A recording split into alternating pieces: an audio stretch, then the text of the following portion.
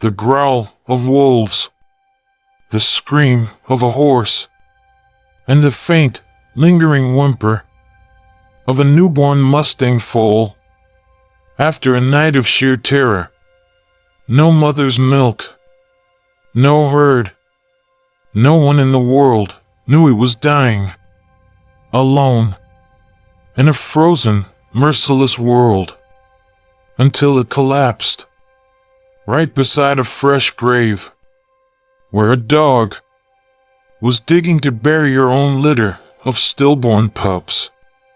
They were not the same kind, not the same wound, but at that moment, when both were ready to vanish, an invisible thread bound their souls, and something impossible happened.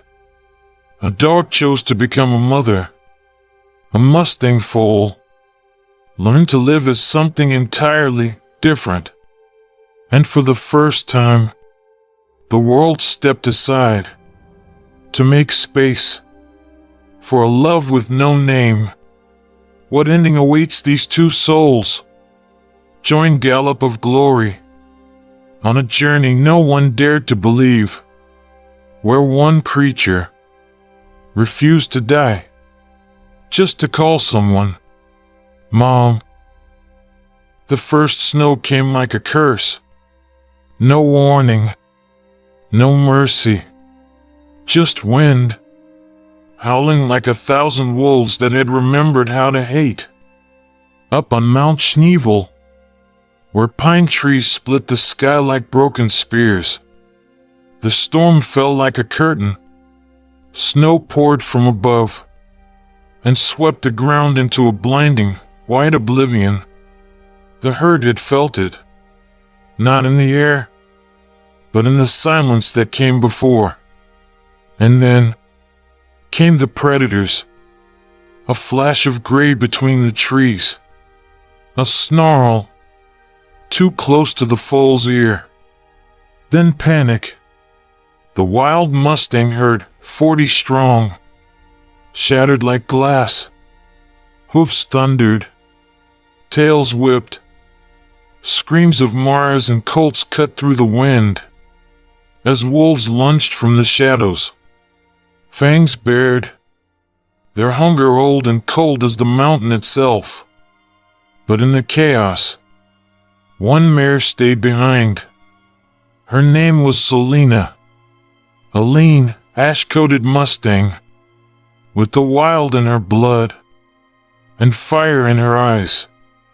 She had been a sentinel, a survivor, a mother, and now she was a shield. While the others ran, she turned, her body coiled like a bow pulled tight, and she charged. The first wolf didn't even see the blow. Her hoofs struck its ribcage. A sickening crack. Another lunged. She spun, kicked, reared. Blood sprayed across the snow, black on white. The air filled with snarls and the ragged breath of a mother who would not yield. Behind her, hidden beneath a fallen log, a tiny foal crouched. Rowan, just 5 days old, his legs still unsure, his coat still soft, his heartbeat wild and thunderous. "Don't move," her eyes said. "Run, and you die." But fate does not always listen to mothers. One wolf slipped past, a blur. It rushed the log where Rowan lay, jaws wide, and Selena leapt. She slammed into it, bit down, kicked. A scream tore from her throat, not of pain, but defiance. She bought him seconds, and seconds were all she had left. From the ridge above, the rest of the herd had vanished into mist, Gone. The mountains swallowed their scent, their sound. Only the wind remained, and the blood. Rowan peeked out. Selena stood trembling, her side torn open. Crimson soaked her pale coat, her breathing short, her eyes on him. Then she turned and ran, not away, not for safety, but toward the wolves, dragging them with her. A mother's final trick: be louder than the child, so they come for you instead. Rowan stood. He wobbled. He cried out, an innocent sound, useless in the wild. Then he ran, not knowing where, not seeing, only cold, only white. Behind him, the sounds faded. No more snarls, no more hoofbeats, no more Selena, just the endless snow, and the echo of her final scream. Swallowed whole by the mountain, the world had turned white, and Rowan moved through it, like a ghost without a name. No path, no sound, no warmth, only the crunch of his hoofs through crusted snow, and the wind, endless, sharp enough to peel skin from bone. He didn't know how long he had walked. Minutes? Hours? Days? Time had no shape. When every breath burned, and every step stole something from him, he called out once, a small, broken sound, lost in a world that didn't care. No herd, no mother, not even her scent remained. He was too young to remember safety. Only that once, there had been warmth, and now, there was none. The forest thinned. Trees stood like skeletons, their bare arms reaching skyward, begging for mercy. Then, a sound, not a voice, not a growl, but a whisper of water. He stumbled toward it, a narrow creek, barely moving under a skin of ice, frozen mid-motion, as if even the earth had given up. He lowered his head, licked the edge. It burned. Then, his legs folded. He crumpled beside the creek, fell like paper. His small body hit the ground with a hollow thud. Too weak to rise, too cold to even shiver. Above him, the sky dimmed, not with night, but with something worse. That soft, slow, disappearing, the kind that comes just before death. No birds, no wind, no sound, only silence. Rowan breathed. Once, twice, slower. No crying, no calling. Even fear had frozen inside him. And the snow, gentle now, felt like a blanket tucking him in. For the very last time, a foal born into winter, forgotten by the world, and dying beside a creek that once remembered how to sing. The storm had passed, but silence still hung over Mount Schneevel, deep and unmoving, like a breath the mountain never finished exhaling. In a cabin near the tree line, a dog lay still. Her name was Arla, 9 years old, a Border Collie with midnight eyes, and a muzzle kissed by winter's white. to the mountain rescue teams of Northridge. She was legend. Arla had pulled 11 people from beneath the snow, found what others had given up on.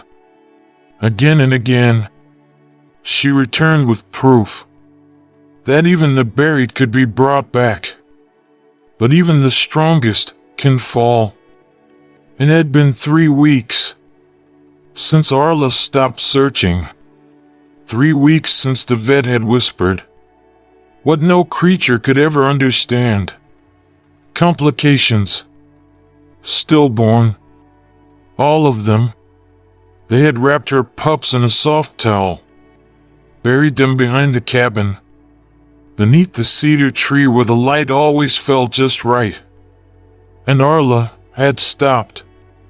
Stopped eating. Stopped responding. Stopped being Arla. Now she lay beside the grave, eyes half open, tail still, each breath shallow, almost hesitant. No whining, no growling, just a stare that never broke from the dirt. Emma, young, weather-worn, a vet and daughter of the man who owned the land, knew what this was. She's grieving, Emma said quietly to her father. She doesn't want food. She wants meaning.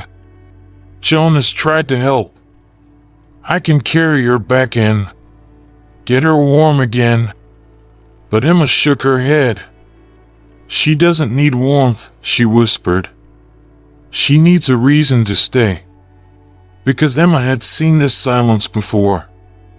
In soldiers who never came all the way home. In herself. This wasn't about the body.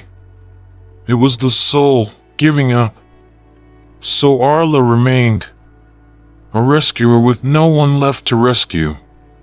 Until, down the slope, a sound the mountain hadn't heard in days.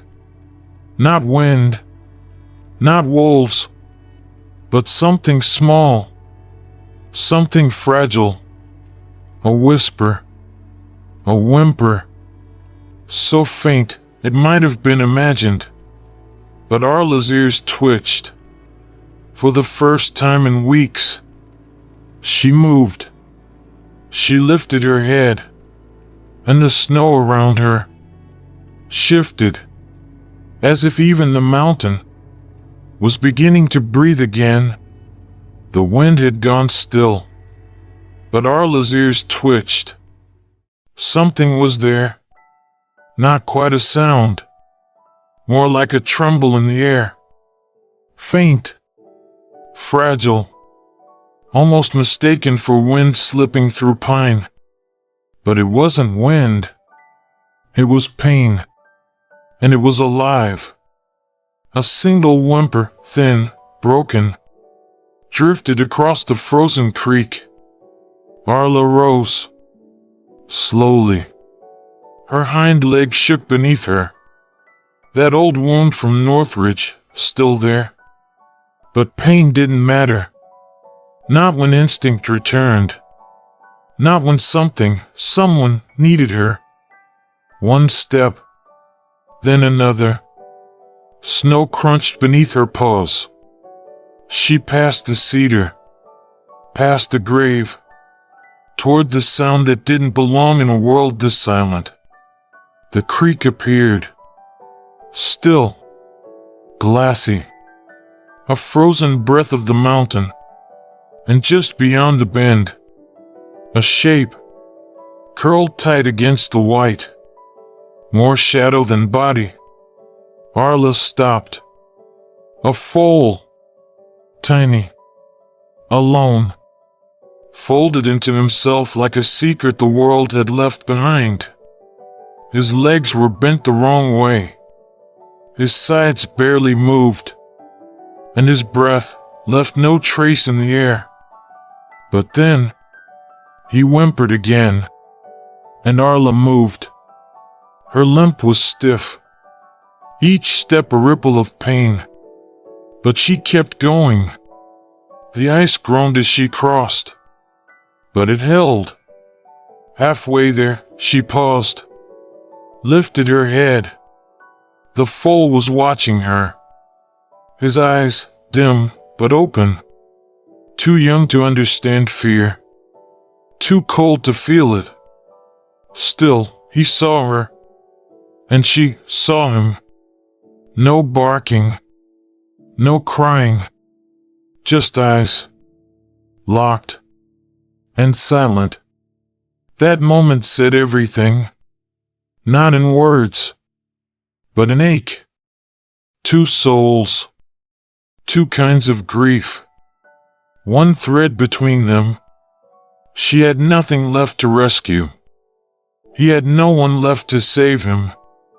And yet, somehow, they met. Arla stepped closer. The foal didn't move. He didn't need to.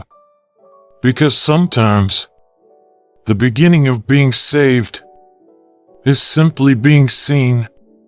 And for the first time in all that frozen silence, Rowan wasn't alone. The snow had stopped, but the cold hadn't. Rowan lay still beside the creek. His sides barely rose. His breath shallow, fading. Frost crept along his legs, clinging like a second skin. Arla stood over him. Her body trembled from the effort. But she didn't move. She lowered her muzzle, gently, slowly, and began to lick the colt's face. It wasn't rushed. It wasn't frantic. It was ritual. Each stroke warmed a patch of his skin. Each breath softened the frost on his lashes. She cleaned him, the way she had once cleaned her pups. As if it could undo death itself. Then, she curled around him. Her body, smaller than his, pressed tightly to his chest. Not for comfort, but for survival. Heat. Contact. Rhythm. Her heartbeat became his rhythm. Her breath, his shelter. And slowly, so slowly, Rowan stirred. A twitch in his ear. A faint flick of his nose. He didn't lift his head. But he didn't stop breathing. Arla stayed. Eyes closed. As if she could give him not just warmth, but the will to live. And from the tree line, someone was watching. Clara Wells stood beneath a pine, half hidden, hands still dusted with feed. She hadn't meant to see this. She'd come to check the fence. Just routine. But what she saw stopped her cold. A dog, wrapped around a Mustang Foal, licking, sheltering, saving. Not as prey, not as possession, but as something sacred. Clara blinked. She'd served in war zones. She'd seen things that shattered grown men. But this was different. She stepped back, careful not to make a sound, and whispered to no one, "What are you?" But deep down, she knew. This wasn't instinct. This was grief turned into grace. A dog mourning her lost litter. A colt mourning a mother he never really knew. Two broken lives, finding warmth in the wreckage. And from that wreckage, an ember. Not a fire. Not yet. But something close. And in the quiet of that winter morning, Clara knew. She had just watched the world begin again. The sun barely rose over Foxshade Hollow. Just a faint glow behind the mountains. Not warmth. Just a reason to keep going. Clara's old pickup rattled down the ridge road, tires cracking over frostbitten gravel. In the back seat, wrapped in thick wool blankets, was Rowan, his head nestled against the curve of Arla's side. He didn't stir, didn't cry, but he was breathing. And for now, that was enough. Fox Shade Hollow wasn't much. Just an old timber ranch, buried in a forgotten valley. Too far for neighbors, too close for memories. It had once belonged to Clara's grandfather. Now, it belonged to her, and to the ghost she never quite put away. She parked beneath the overhang and stepped out slowly, not wanting to wake the silence. Then opened the door and looked at Arla. "You ready?" she whispered. Arla blinked, and with a quiet strength Clara hadn't seen in weeks, the dog rose, positioned herself beside Rowan, like she already knew where home was. They moved as one, into the barn first, warmer than the house, still lined with heat lamps, left over from last winter's orphan calf. Clara had prepared quickly. Maybe it was instinct. Or maybe she'd always known this morning would ask more of her. She laid Rowan down gently on a bed of straw. His legs twitched. Just once. A good sign. Or at least, not the worst. Then she went to work. Medical bag open.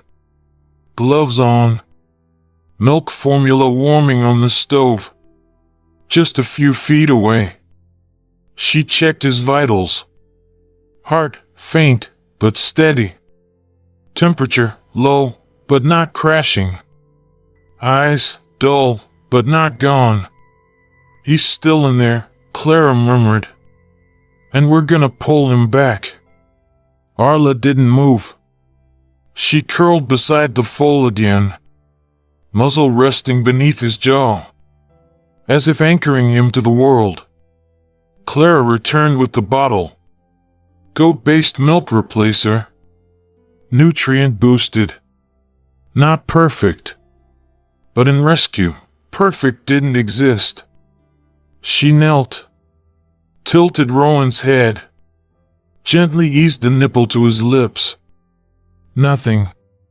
Then, a sharp, soft bark from Arla. Rowan's ears flicked. Clara tried again. This time, the foal suckled.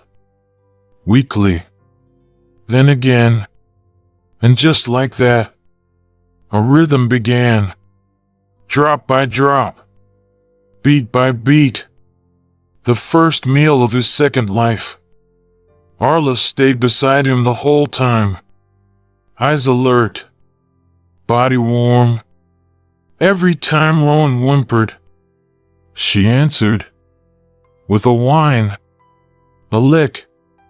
A paw pressed gently closer. She didn't sleep. Not really. She watched. She listened. When Clara stepped up to refill water, Arla sat upright, waiting until she returned. When a barn owl hooted overhead, Arla growled, low and steady. She was no longer mourning. She was guarding.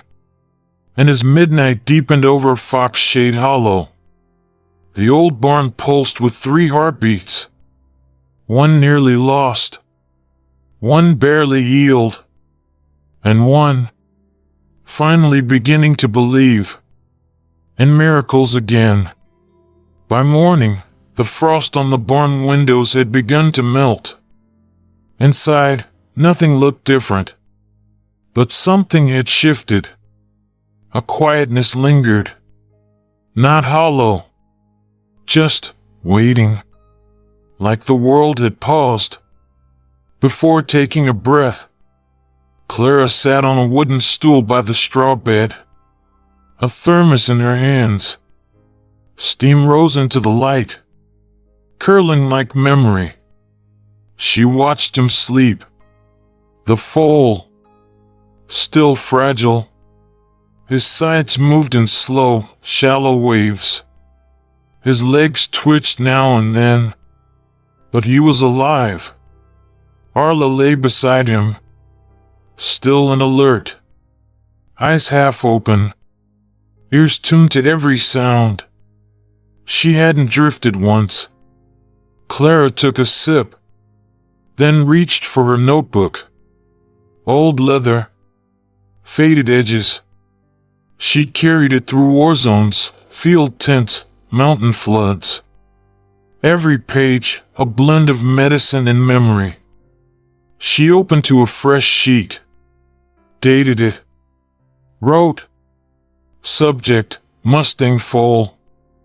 Approximate age, 6 to 7 days. Found hypothermic. Stabilized overnight. Guarded by adult Border Collie, female, retired search and rescue. Intervention, heat, formula, touch. Response, breathing regular. Reflexes returning. She paused, tapped her pen, then looked again, not at his body, but at his eyes. Amber. Not brown. Not gold. Amber, like the last leaves clinging to a rowan tree. After every storm had passed, Clara leaned closer. You look like something that shouldn't have made it, she whispered. And yet, she smiled. Just a flicker, and wrote one more word. Rowan. Not a label, not a case file, but a name, a truth. She whispered it once more. Rowan. The foal stirred. Not much, just a breath, a flick of the ear, but enough. Arla lifted her head. Her gaze met Clara's. No bark, no wag, only knowing, like something had been named. That was always meant to be. Clara closed the notebook. She hadn't planned to name him, but sometimes, names don't wait for permission. They arrive. Like breath after drowning. Like light through fog. Like life that refuses to go. From that moment on, he wasn't the foal, not the survivor. He was Rowan, a name spoken with the eyes, before it was ever said aloud. Rowan didn't learn like a colt. He didn't buck, didn't run in circles, didn't test defenses, didn't chase the wind. Instead, he watched. For hours. Eyes fixed on Arla. Ears tuned to every shift. Her breath. Her posture. The quiet flick of her tail. Every move she made. He memorized. As if remembering was the only way to survive. Clara noticed it during feeding. She came in with warm formula. Arla gave a single, sharp bark. Rowan, still unsteady, lowered his head. Not in fear, but in sync. By day 4, the truth was clear. Rowan wasn't just healing. He was learning. Not like a foal, but like a dog. Arla didn't train him with commands. No treats. No leashes. Only eyes. Only movement. She circled him once. Slow. Deliberate. He followed. Matched her pace. When she paused, he paused. When she turned her head, so did he. Clara stood in the barn doorway, arms folded, stunned. "She's training him," she murmured. "Like one of her own." At night, Arla stayed close.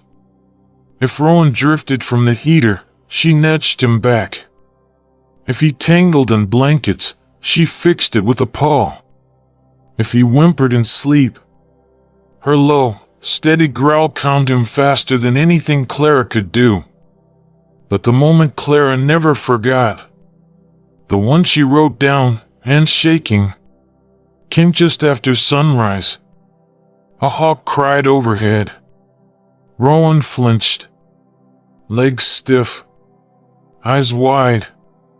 Arla didn't bark, didn't move. She simply lowered her head. Slow, grounded, eyes locked on his. Rowan followed, mirrored her. One breath, two, stillness. Then the hawk was gone. Arla stood, and so did Rowan. Like instinct, like memory passed through silence. Clara, peeking through a crack in the barn wall, whispered, "You're not teaching him to be a horse, are you?" She almost laughed. Almost. But this was no joke.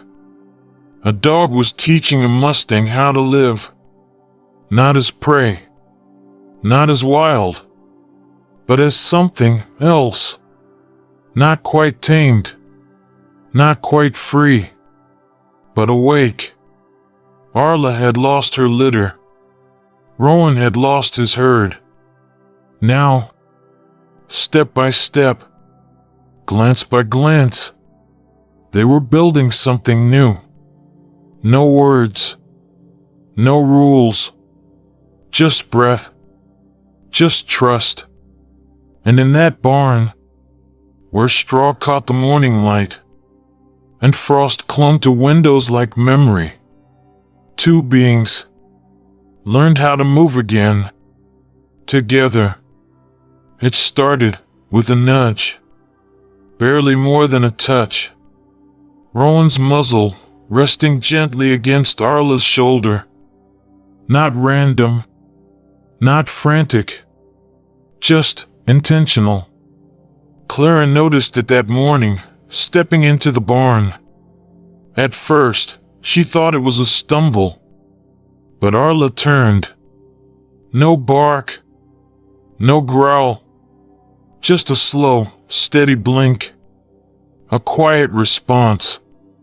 Later that day, it happened again.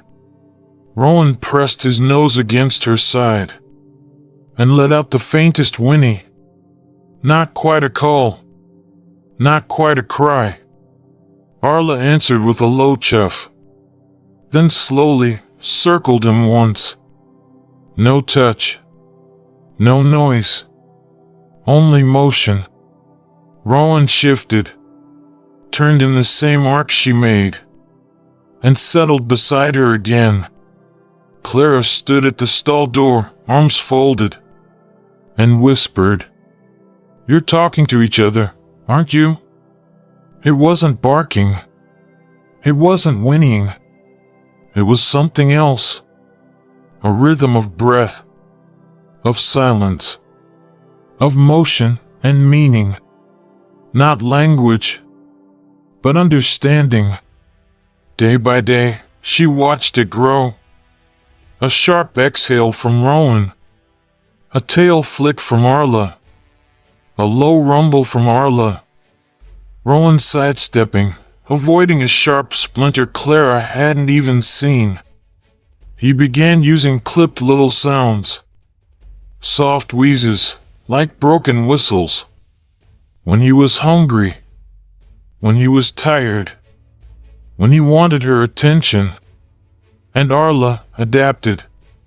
She slowed when Rowan couldn't keep pace. She softened her presence when the wind screamed outside. Raised her voice when silence felt too loud. Clara documented it all in her field notebook. They've built a language. Not learned, not trained, but shaped through instinct and grief.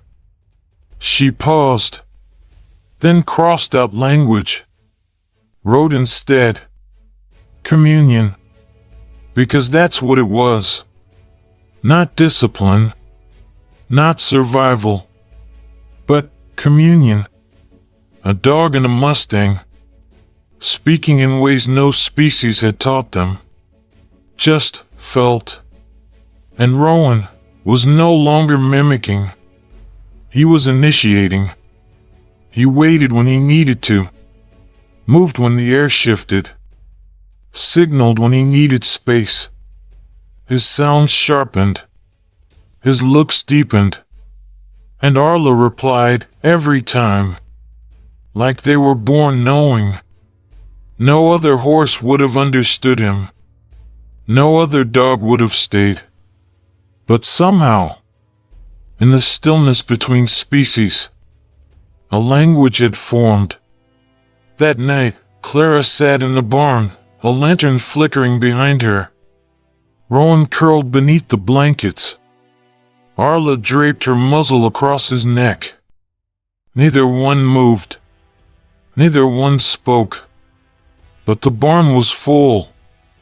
Full of things too quiet for human ears. Too sacred for translation. Clara closed the notebook, let her breath out slow, and whispered to the dark, "Whatever this is, it's bigger than us." The wind came down like a hammer. No warning. Just a sudden roar tearing through the valley. Flattening grass, rattling barn doors, scattering straw like dry feathers in the sky. Foxshade Hollow had always been quiet. Even storms here whispered. But not this one. This one screamed. Rowan jolted awake. One moment, curled beside Arla, eyes half closed, wrapped in warmth. The next, ears pinned back, nostrils flared, legs scrambling in panic. The sound wasn't just noise. It was memory. Of wolves. Of chaos. Of blood and snow. Of his mother's scream, still echoing inside him. He bolted. Past the trough. Past the feed bins. Through the gate Clara had forgotten to latch.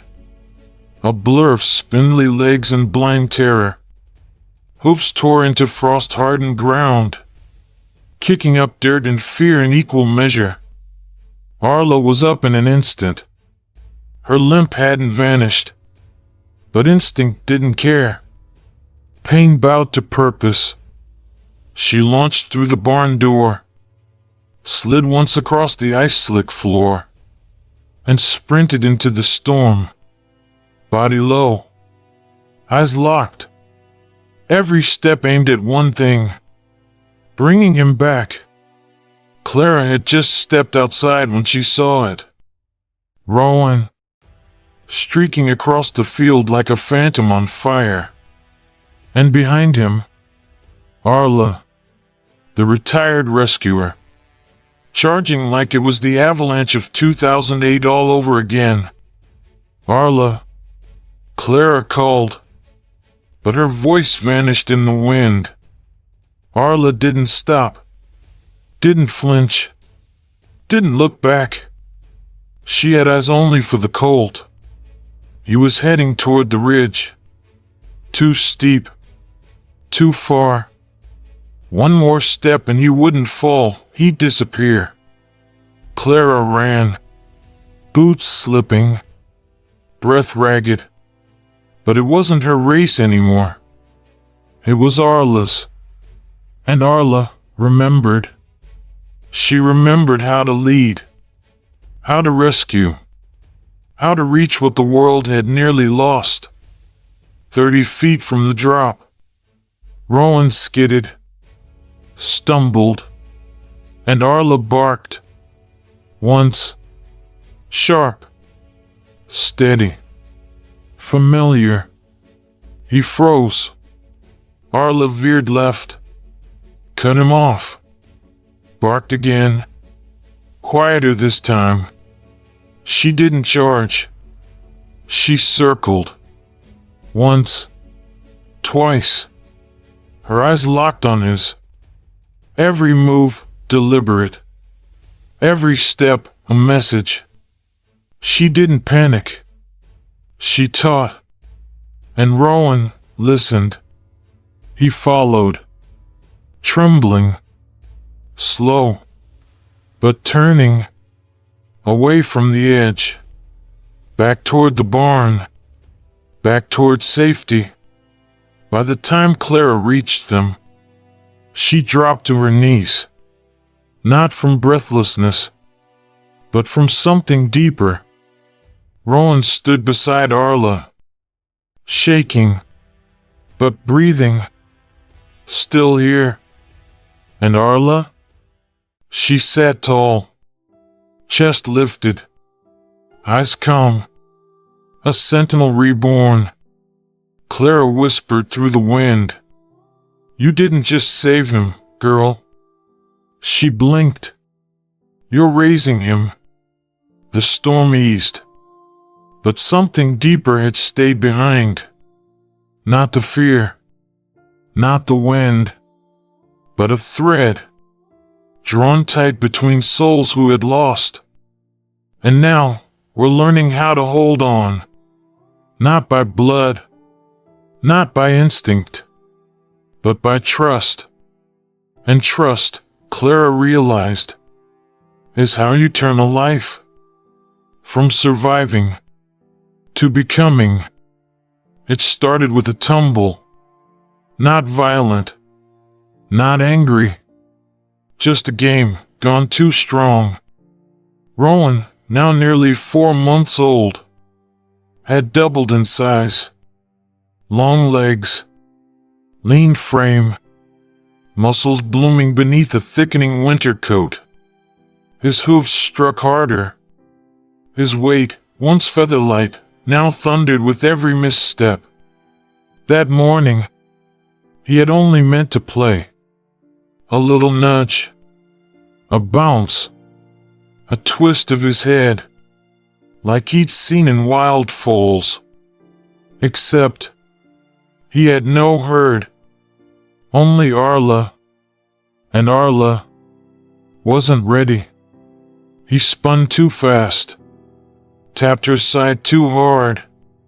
She yelped, sharp, sudden, then staggered back. One leg gave out. The moment froze. Rowan stilled, eyes wide, muzzle lowered. An apology without words. He didn't mean to hurt her. Didn't even know that he had. Arla limped away. To the corner of the barn. No growl. No whimper. Just quiet. And pain. Clara saw it from the doorway. She didn't speak. Not right away. She watched the dust settle in the morning light. And something else settle too. The truth. He's too big now. Too strong. And Arla, no matter how brave, how loyal, was still just a dog.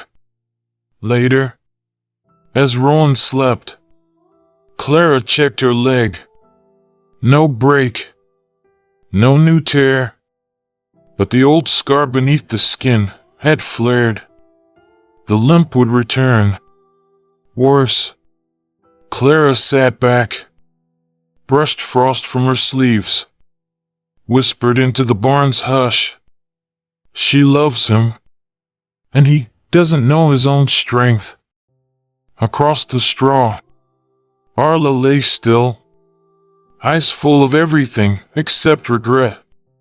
Rowan dreamed beside her, twitching, growing. They still looked like family. But something had shifted. Clara reached for her old notebook. The pages with no charts, no vitals, Just questions. She wrote, "When does devotion become danger? How long can a dog raise a Mustang before nature intervenes? Is love still enough when instinct begins to fracture?" She paused, then added one more. "Can you separate two souls who saved each other without breaking them both?"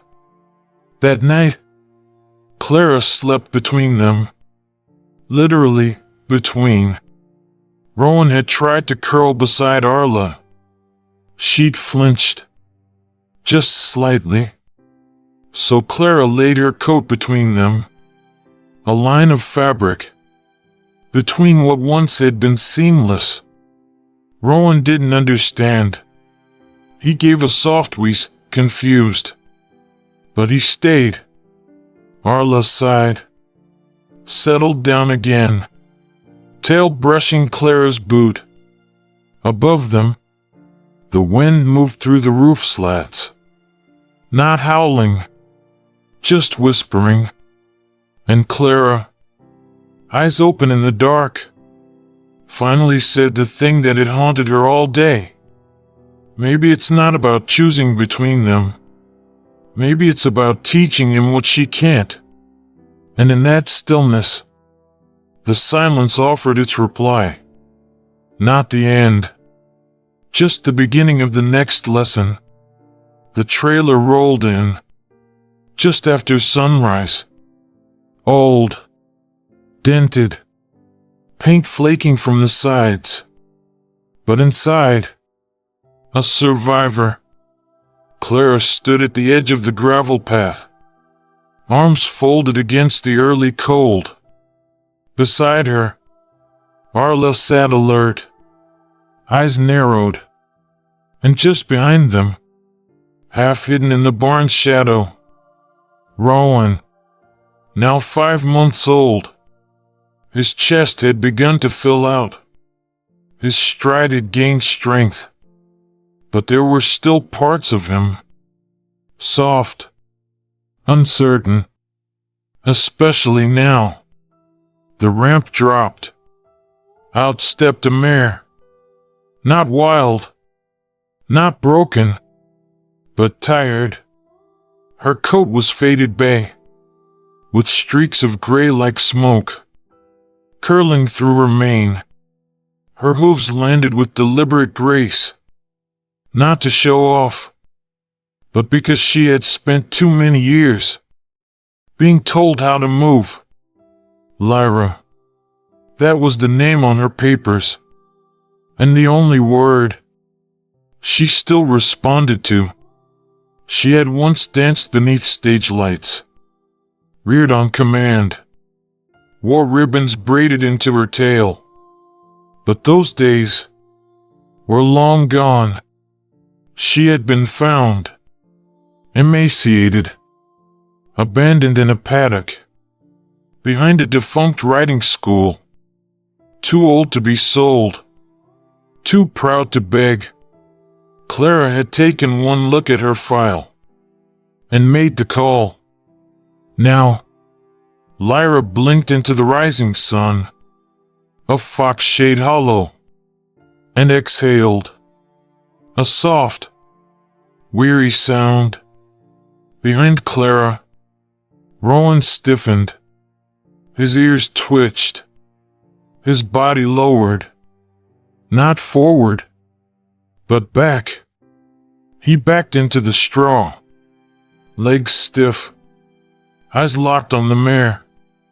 Clara didn't move. She didn't rush him. Didn't coax. Didn't scold. She just let the distance hold its truth. He'd never seen another horse up close. Not since that night. Not since snow. And blood. And a scream swallowed by the mountain. To Rowan, this wasn't a reunion. It was an unknown. His kind. But not his world. Arla noticed. Without a sound, she rose from Clara's side. Walked slowly. steadily, toward the colt. She nudged his shoulder, not pushing, not forcing, just reminding. Rowan turned toward her, and then she walked away, toward Lyra. Rowan hesitated. One hoof scraped the ground. He let out a soft wheeze, looked at Clara, then back to Arla. The dog didn't glance back. She stopped, a few feet from the mare, sat down, and waited. That was the message. Rowan stepped forward. 1, 2, then paused. Lyra turned her head slightly. Didn't move. Didn't challenge. She simply stood there, not expecting anything. And somehow, that was what broke his fear. Rowan walked the last steps, close enough to smell her, to feel her presence in the air. Not a bond. Not yet. But the beginning of one. Behind them, Clara watched. Arla sat like a sentinel between worlds. And in her chest, Clara felt something stir. Arla hadn't just rescued him. She had raised him to be ready for this. The world of horses, of hooves, and breath, and unspoken things, passed from mare to foal, not to replace what was lost, but to return what had been paused. Rowan blinked. Lyra blinked back. Nothing more. But it was enough. The first time Rowan touched noses with Lyra, it was awkward. A moment caught between instinct and hesitation. He didn't press hard, didn't snort, didn't paw, didn't test dominance. He simply leaned forward, slow, careful, and stopped, just an inch short. Lyra closed the gap. A soft breath, a lowered head, a pause that whispered, "I see you." And somehow, that was enough. From then on, Rowan began to try. He mimicked her movements, the way she shifted her weight when annoyed, the flick of her tail when flies gathered, the subtle arch of her neck when the wind changed. Clara watched from the barn doorway. He wasn't just surviving anymore. He was learning a language that had never belonged to Arla. A tap of the hoof that meant not now. A lean of the shoulder, "Come with me." A breath shared in silence. That meant everything. He still looked at Arla, especially when uncertain, but less to ask, and more to remember. He wasn't alone. And Arla, she stepped back, not in sorrow, not in loss, but in grace. She no longer curled beside him at night. She slept near the door. She didn't bark when he whinnied, didn't move when he stumbled. She watched, eyes steady, tail still. No fear, no sadness, only understanding. She had taught him to live. Now, Lyra was teaching him how to belong. There was no moment of ceremony, no clear handoff, just a series of quiet choices.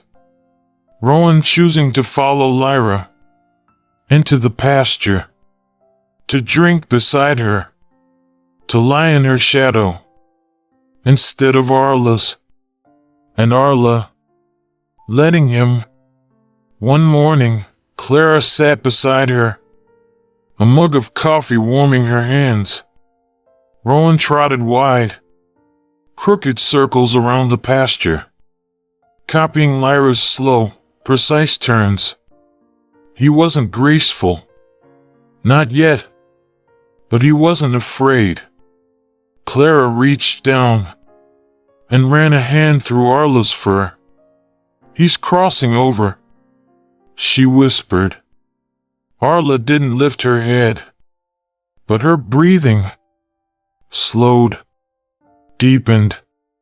She had been his warmth when the world was ice, his voice when fear took his own, his compass when no herd remained. Now, she was his memory, his route, the one who stayed, so he could walk forward, not away, but onward, across the quiet hills of Foxshade Hollow. A colt began to walk like a horse, and a dog watched, with nothing but peace in her eyes. It happened fast, faster than instinct, faster than fear. The sun was setting over Foxshade Hollow, casting a golden hush across the southern ridge, where the dunes rose soft and treacherous, shifting with every breath of wind. Clara had let Rowan stretch his legs that afternoon. Lyra grazed nearby, and Arla, as always, stayed close, too close. The first bark came from the trees, low, ragged, wrong. Not a shepherd's bark, not a house dog's yip, but the raw, desperate sound of hunger. Strays, 3 of them, big, scarred, lean with winter, and their eyes locked on the youngest life in the field. Rowan didn't understand, not at first. He froze, legs stiff, ears high, nose flaring. Then they charged. Not a hunt, a storm. Sand exploded beneath paws. Snarls shredded the quiet. Lyra reared, dust and fear flying from her hooves. And Rowan, he ran, straight up the dune, blind, breathless, climbing panic, on sliding ground. The dogs chased close behind, fangs out, no mercy. And then Arla moved. No bark, no hesitation, no question. She ran up the dune, toward the threat, not away. Her body struck the lead dog like a bolt of fury. They tumbled, rolled, bit, fought. The second dog lunged. She turned, snapped down hard, but her injured leg folded under her. She fell, hard. The third dog veered off. Lyra, wild-eyed, charged in from the side. Her scream scattered the last of them. Silence followed. Then dust. Rowan reached the top, turned, and below, Arla lay twisted near the base, breathing, but wrong. One paw, bent in a way no limb should bend. Blood, dark against her white coat.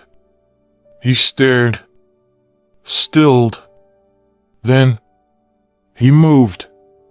Not away, but down, slow, deliberate, sliding with care, his hooves barely holding. He reached her, lowered his head, touched her muzzle, lightly. Then, he stood beside her, not afraid, not shaking, just still, facing the wind. A colt, still young, still learning, but tall enough now to stand between danger and the broken. Arla opened one eye, saw him, didn't move, didn't need to, because now he wasn't the one needing protection. He was her echo, her answer, the life she once shielded, now shielding her. Footsteps approached. Clara crested the ridge, heart pounding, breath caught. She saw them, the colt and the dog, side by side in the fading light. And again, for the second time that season, she dropped to her knees, not from fear, but from awe. Rowan didn't turn, didn't speak. He stood, solid, silent, a life once saved, now giving something back.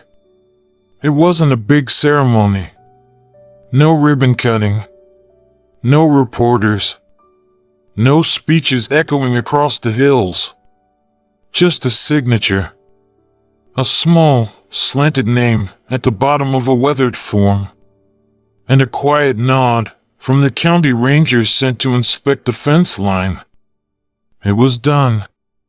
Clara Wells had officially designated the entire southern ridge of Foxshade Hollow as a semi-wild sanctuary, fenced from vehicles, protected from hunters. Not a zoo, not a pasture, just a space in between, not untouched, but left alone just enough to remember how to breathe like the wild once did. She called it the Still River Reserve, not because there was water, but because, long ago, a stream had cut through those slopes. Now, it was dry, just a path of memory, etched into the land, a river that no longer flowed, but still shaped everything around it, just like the lives. Stepping into it, Rowan and Lyra were the first to enter. No halters, no ropes, just an open gate, and the absence of command. Lyra walked first, steady, unhurried, as if she had once danced to applause, and now only wanted silence.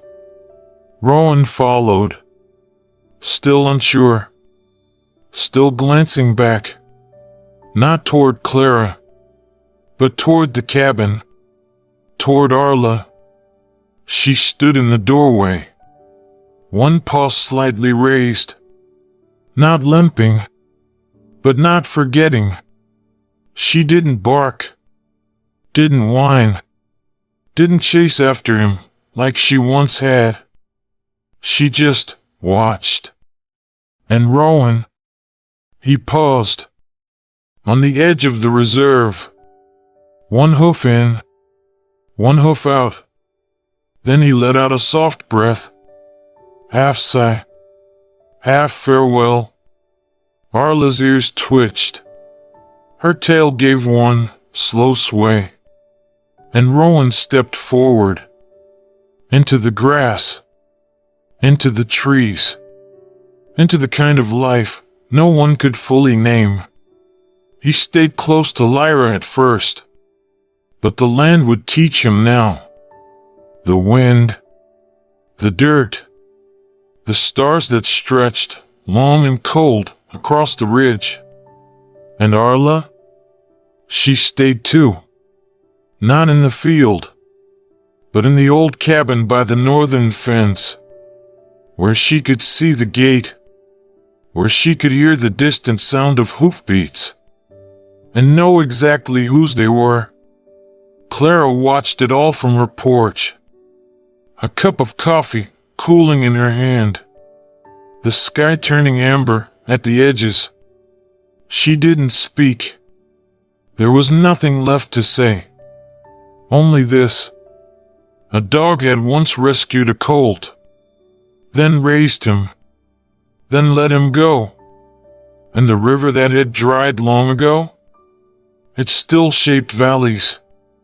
Still carved space. Still held life. Some stories don't need to move to keep flowing. Some bonds don't break when you step away. They just shift course and carry you forward. It became a ritual. Every evening, just as the light slipped low across the southern ridge, and shadows stretched like quiet prayers across the grass, Rowan would appear. Not running, not restless, just arriving. He'd walk to the edge of the reserve, where pasture met fence, where trees bowed gently, as if they, too, remembered. And there, he would stop, lower his head, not in submission, not in sorrow, but in something older than both. A gesture, a memory, a vow. From the porch of the cabin, Arla would lift her head. She couldn't run anymore, couldn't chase, couldn't curl beside him the way she once did. But she could answer, and she did. Every time, a sound, soft, almost weightless, rose from her chest. Half breath, half heartbeat. Not a bark, not a cry. Just a whine. The same sound she had made that first night, beside the frozen creek. The sound that pulled him back from the edge of death. The sound that said, "I still see you." And Rowan, without fail, would close his eyes for just a moment, as if the world could stop spinning right there, as if the storms they survived could soften into grace. That was all. No fanfare, no crowds, just two silhouettes. One canine, one equine, repeating a promise. They never spoke aloud. And perhaps that's what love truly is. Not the noise, not the names, but the choice to stay connected, even as paths diverge, even as fences rise, even when the world insists you no longer belong to each other's story. Because some stories defy categories, defy rules, defy nature itself. Motherhood is not born of species. It is a choice to stay, a choice to protect, a choice to live for a life that isn't your own. And when the world falls apart, sometimes all it takes is a whine, a gentle lick, an unspoken look, to piece the fragments of life back together again. If the story of Rowan and Arla touched your heart, leave a comment below. Tell us, has anyone ever chosen to stay for you? Don't forget to like if you felt moved. Share to spread this deeply human story.